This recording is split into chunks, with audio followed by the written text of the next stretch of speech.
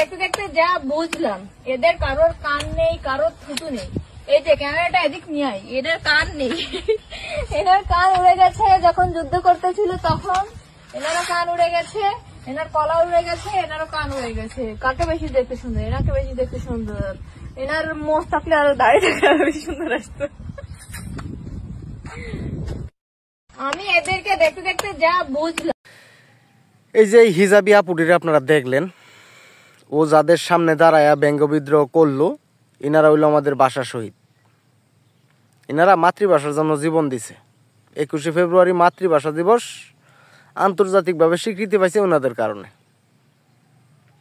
ওনাদের সামনে দাঁড়ায়া বলতেছে কারো কান নাই, কারো থুতু নাই। এই মেয়েটার বয়স কত হইব? জেন জি হবে। এই মেয়েটা এই শিক্ষা কই পাইছে? ফ্যামিলি দিছে? স্কুল, মাদ্রাসা?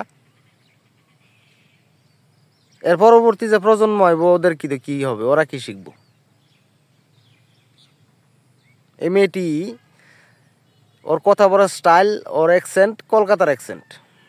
ও সারাদিন মনে হয় ওই কলকাতার সিরিয়াল দেহে, কি যেন নাম আছে, ওইগুলা দেহে দেখা ওই স্টাইলে কথা বলা শিখছে।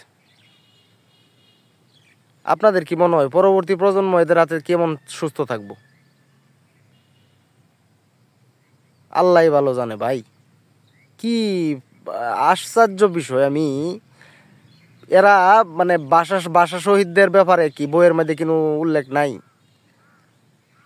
ভাষার জন্য কারা কারা জীবন দিছে এটার উল্লেখ নাই? এরা বই পড়ছে? এরা কি পড়ছে তাইলে? একটা মোবাইল লয়ে আয়রা এদের সামনে খারাইয়া বিভিন্ন ধরনের ভিডিও বানাইতেছে। মোবাইলটাও তো মনে হয় ওর না, ও ভাইব করতে। ওর ওইলে ওর বাহে কিনা দিছে, নাইলে ওর মা কিনা দিছে, নাইলে ওর বয়ফ্রেন্ডে কিনা দিছে। ওরা খালি পারবো একটাই, বছর বছর বাচ্চা জন্ম দিত আর এগুলা বাচ্চা করে শিখাইতো। জেনজি, এই জেনারেশনটাই তো বরবাদ হয়ে যেতেছে দেখি আস্তে আস্তে।